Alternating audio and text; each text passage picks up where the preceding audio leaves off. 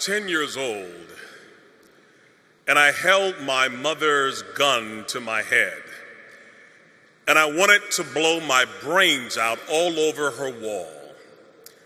You must ask the question, why would a 10-year-old child want to die?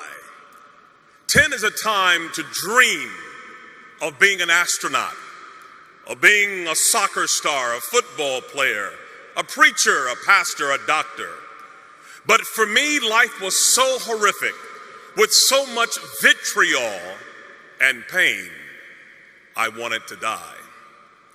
I'm the product of interracial immigrants. My grandmother was tall, white, and thin from Germany, and we called her French fry. My grandfather was a big, burly black man from Cuba, and we called him Hamburger. Hamburger met French fry and created a Happy Meal. And these two immigrants produced 7 McNuggets with special sauce. We would joke that we would have Wiener Schnitzel with salsa for Thanksgiving.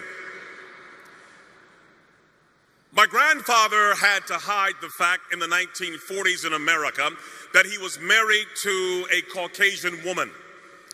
But one wedding anniversary, he had a flaw. He liked to drink overproof Cuban rum. And one evening he was inebriated. And a man saw them together and said to my grandmother, "Why would you be a nigger lover?" My grandfather, with huge arms, lost his temper and hit the man in the jaw and broke his neck. The man didn't die, but he was injured severely. He went to the worst prison, convicted of the crime, Mansfield Reformatory in Ohio, locked down 23 hours a day. It hit the newspapers that my grandmother was married to this convicted felon and she lost her job. But being a German woman, she didn't complain or whine or woe is me. She began to work odd jobs, cleaning other people's houses and toilets, taking care of their children. But as she was working, she would have fainting spells, passing out doing her job. She went to the doctor and discovered that she had a tumor growing behind her left eye that was metastasizing to her brain. And the doctor said, "We have to take out a third of your face, your eye. You will be malformed and disformed and disfigured for the rest of your life." What do you do when the American dream becomes an American nightmare? She could not work. She was sick and mutilated. My grandfather's in jail, and day by day, they lost everything that they had acquired.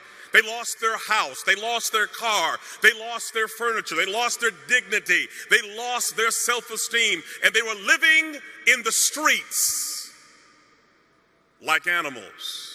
My 3 uncles got hooked on heroin. They belonged to a gang called the Devil's Disciple, and my entire family became atheistic. No God, no prayer, no Bible, no hope. And my mother at age 14 was called by a pimp named Larry, who said to her, "What is school doing for you?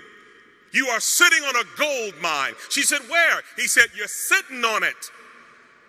And we call this being turned out. And little by little, she began to sell her 14-year-old body to grown men for money to survive. It's called turning tricks.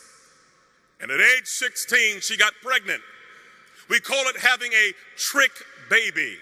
2 strangers meet for a business transaction, and there's a mistake.